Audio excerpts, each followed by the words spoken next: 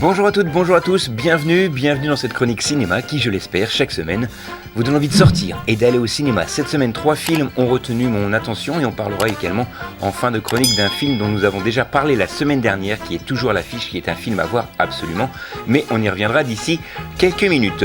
Tout d'abord, le premier film que j'ai sélectionné pour vous cette semaine, il s'intitule La Syndicaliste, avec notamment Isabelle Huppert, Yvan Attal, Marina Foïs dans les rôles principaux.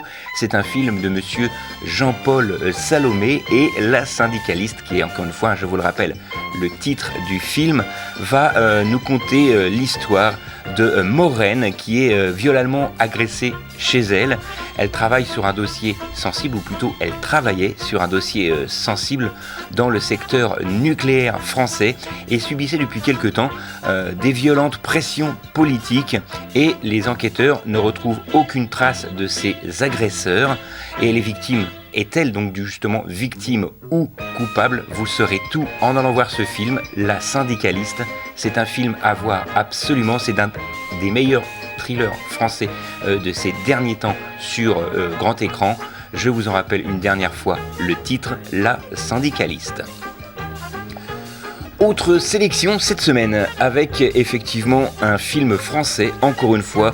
Cette fois, c'est un film de Mélanie Offret, avec notamment Michel Blanc, Lionel Abelanski et également Julia Piaton dans les rôles principaux.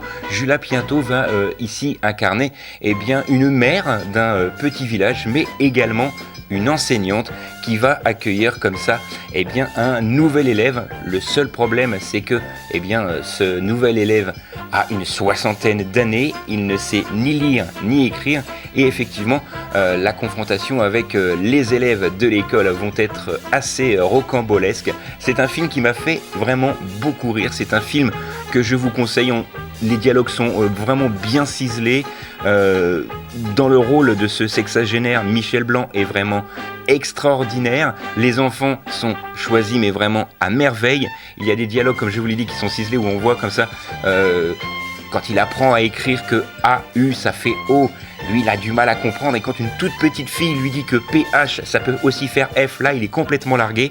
Vous allez le voir, c'est très drôle, ça s'intitule Les Petites Victoires. C'est un film coup de cœur de la radio RCF Reims-Ardennes, et ça tombe bien puisqu'elle a également ça a également été le cas pour le Festival d'Alpe d'Huez, où le film a eu également le coup de cœur du jury pour ce film, Les Petites Victoires. Je vous en rappelle donc avec Michel Blanc, Julia Piaton et Lionel Abelanski.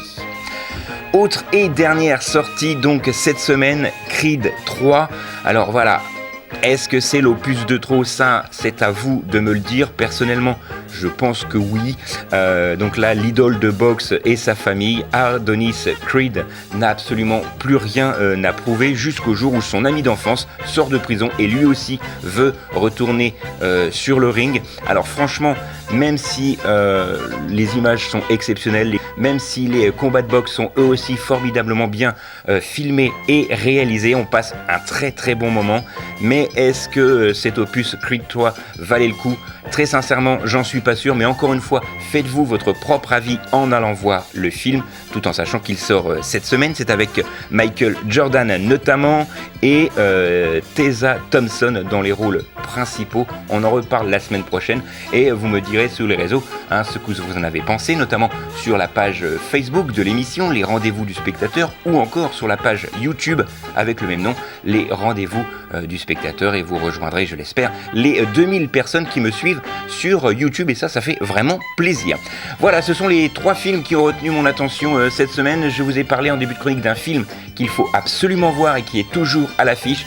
C'est tout simplement le film de monsieur Steven Spielberg, The Fabelman, qui raconte sa propre vie. Il a attendu, je vous l'ai dit la semaine dernière, la mort de ses parents pour comme ça livrer un peu plus de lui-même, se livrer lui-même dans ce film, même si c'est plus ou moins le cas dans chacun de ses films. Là, j'espère que ce n'est pas son dernier film, j'espère que ce n'est pas un biopic final à sa filmographie, mais en tous les cas, c'est vraiment le film à voir en ce moment, tout en sachant qu'il n'a pas forcément bien fonctionné aux États-Unis. C'est le film qui a le moins marché de la carrière de Steven Spielberg aux États-Unis, mais rassurons-nous, c'est la même chose pour les films de Woody Allen, ils ne marchent absolument pas aux États-Unis, mais ils fonctionnent très très bien en France, donc j'espère que ça sera le cas pour ce film, The Fableman, qui est déjà sorti la semaine dernière. D'ailleurs, si vous voulez écouter la critique, rendez-vous sur l'application RCF Reims-Ardennes que vous pouvez télécharger sur votre mobile afin d'écouter les émissions qui ont été podcastées rien que pour vous.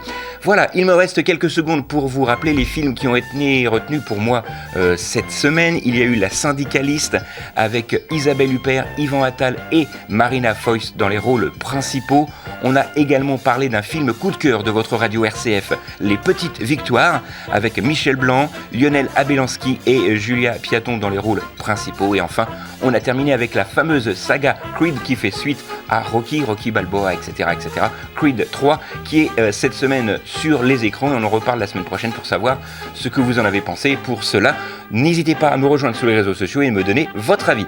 Voilà, on se retrouve la semaine prochaine, même endroit, même heure. D'ici là, sortez, allez au ciné et n'oubliez pas que le cinéma est fait pour tous ceux dont la curiosité est le plus grand des défauts.